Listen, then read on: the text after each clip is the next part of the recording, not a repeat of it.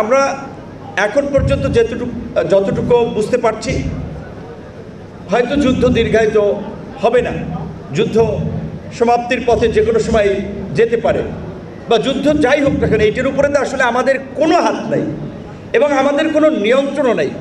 কাজে এটি আমাদের দেখতে হবে আসলে পরিস্থিতিতে কী হচ্ছে।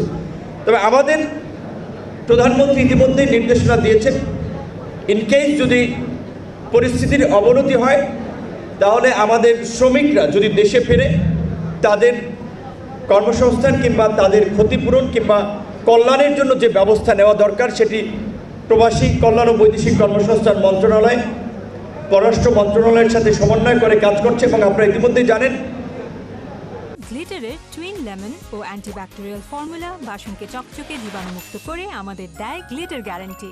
যে সমস্ত ফ্লাইটগুলো বাতিল হয়েছিল, বাংলাদেশ বিমান এবং বেসরকারি আপনার যারা এয়ার টিকিট এজেন্সিগুলো রয়েছেন, এয়ারলাইন্স রয়েছেন, তাদের সাথে সমন্বয় করে পরিবর্তিত টিকিট যেন আমাদের যাদের টিকিট বাতিল হয়েছে আমাদের নাগরিকরা সেই সুবিধাটা যেন পান, আমরা সেটি নিশ্চিত করেছি।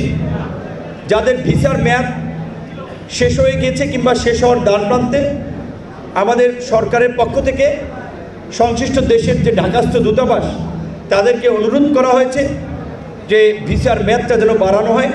এবং এটি যেহেতু একটি অস্বাভাবিক পরিস্থিতি, আশা করি সকল দেশই সেটি কনসিডার করবে। ঢাকাস্থ দূতাবাসের পাশাপাশি আমাদের দূতাবাস ওই সমস্ত দেশে যারা রয়েছে তাদের মাধ্যমেও মেসেজ পাঠিয়ে দেওয়া হয়েছে। এবং ইতিমধ্যেই আপনার বেশ কয়েকটি দেশের পররাষ্ট্রমন্ত্রী থেকে শুরু করে আপনারা জানেন সংযুক্ত আরব আমিরাতের প্রধানমন্ত্রী, কাতারের প্রধানমন্ত্রীর সাথে আমাদের প্রধানমন্ত্রীরও ফোন আলাপ হয়েছে। আমাদের যে কয়েকজন শ্রমিক মারা গিয়েছে তার প্রতি তারা সংহতি জ্ঞাপন করেছেন।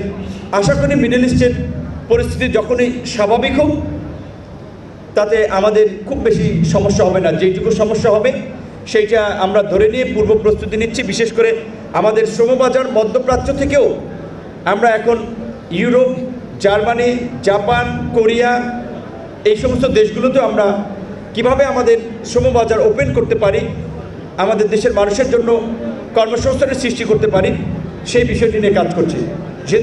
যেটা দেশের অর্থনীতির পাইপলাইন রেমিটেন্স বলা হয়, সেই রেমিটেন্স কিন্তু এই মন্ত্রণালয়ের কর্মসংস্থানের মাধ্যমে হয়ে থাকে।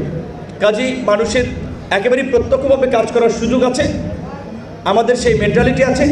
আমাদেরকে একটু সময় দিতে হবে, একটু ধৈর্য ধরতে হবে।